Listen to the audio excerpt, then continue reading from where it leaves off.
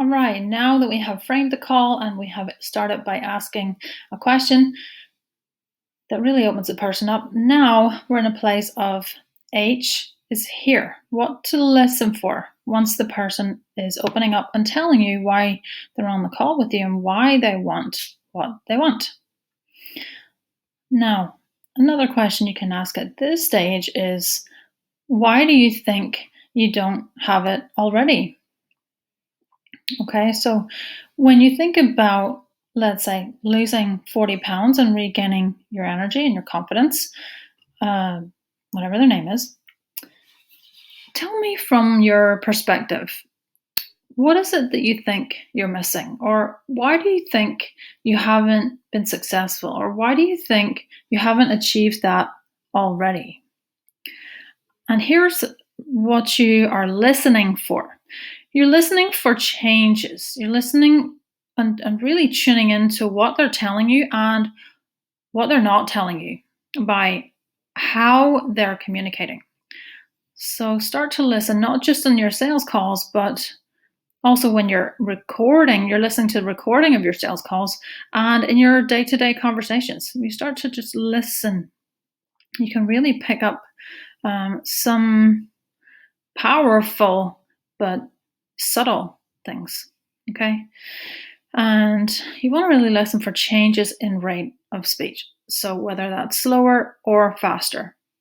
Slower is, of course, going to be more along the lines of if they're telling you something that hasn't worked or they're disappointed about or whatever the case is. And faster is usually going to be things that make them feel great and when they're imagining a positive outcome. Now, you're also listening for changes in tonality. So again, just start to listen to how they're saying things. And you can really start to understand the deeper emotions behind what they're saying. When you become really good at this, it makes your sales calls so much more effective. And you'll be able to get to the trains that you really want to go on, like the trains of thought that you really want to lead the person down, so much quicker. You'll be able to identify them so much more effectively and therefore convert your sales. So another thing to listen for is size.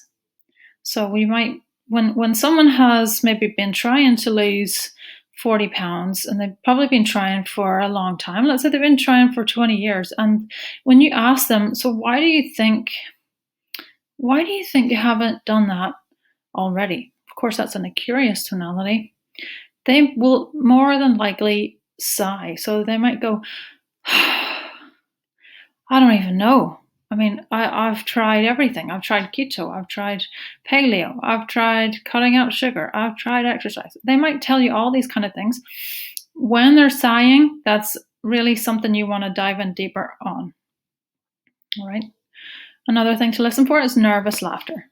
So the person might say, yeah, I tried keto. That didn't really work very well, and it's that kind of nervous laughter where they are laughing to try to break the awkwardness, to try to kind of comfort themselves and take the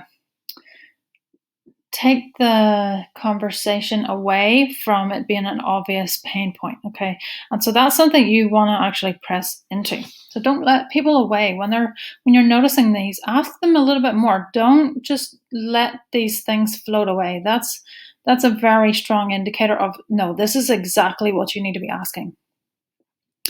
When you hear any of these, it indicates a deeper level of emotion. So it's an opportunity to go deeper and basically ask more questions to open it up further. So you might ask, can you tell me a little bit more about that? Or what do you mean? Would you mind if I ask you to give me a specific example? How did that make you feel? And really allow your voice to convey that you care with feeling and you're not just interrogating the person. So you might even ask, and how long has that been the case? How long have you been trying to figure this out? Whatever the case is, so you're able to really go a bit deeper when you start to see these specific signs. Okay, now let's move on to the next one.